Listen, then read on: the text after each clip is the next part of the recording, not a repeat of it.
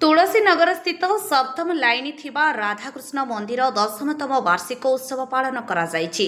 Urban bank सभापति तथा पूर्वतन कोऑपरेटर आर मुरली मोहन नेतृत्व और तुलसी नगर अंचलवासी मानक सहयोगे ठीक 9 वर्ष पूर्वे एही दिन राधाकृष्ण मंदिर प्रतिष्ठा होइथिला।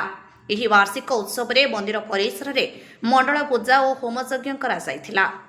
ताहा सह 10,000 रु ऊर्ध्व भक्तमानक पई प्रसाद सेवनर व्यवस्था मध्य करा जायथिला।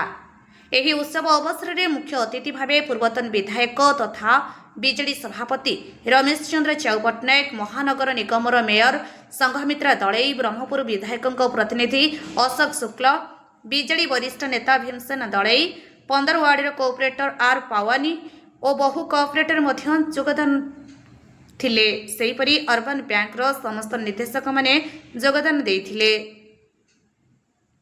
राधाकृष्ण वाणिज्य संघ और फ्रेंड्स फॉर एवर सदस्य श्रीकांत पाणिग्राही, बाबू पट्टनायक, मनोज साहू, तिरुपति सुपुधी, सुशील सेनापति, मनोरंजन पट्टनायक, पंचानन राउत, सुभाष पात्र, रमेश नायक, सीमांचल पंडा, सत्य पात्र, मुकुंद गौड़, मुना रेड्डी, पूर्वतन कोऑपरेटर राजेश्वर बेहेरा उपस्थित रही मंदिर वार्षिक उत्सव रे राधाकृष्ण आशीर्वाद लाभ करथिले।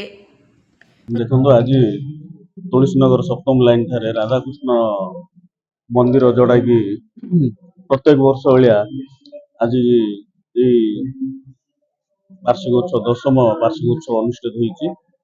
प्रत्येक वर्ष भाया ए वर्ष भी आम राधाकृष्ण वाणिज्य संघ तरफ आयोजन कराई अंचलवासी समस्त सहयोग आज ये वार्षिक उत्सव पालन होची एवं प्रसाद सेवन भी होची प्रत्येक वर्ष होची एवं अंचल उन्नति एवं ब्रह्मपुर सहर उन्नति एवं लोकंकर मंगल निमंते कामना करी आज पूजा अर्चना होम होइतिला एवं राधाकृष्णंकर पाखरे प्रार्थना जे अंचलवासी सुख समृद्धि एवं ब्रह्मपुर सहर मंगल कामना करछु। ओम श्री कृष्णाय गोपीजन्य वल्लभाय राधा गोविंदाय। गंजाम जिल्लारू जिला प्रतिनिधि श्रीकांत कुमार बेहेरा रिपोर्ट अपराह्न लाइव।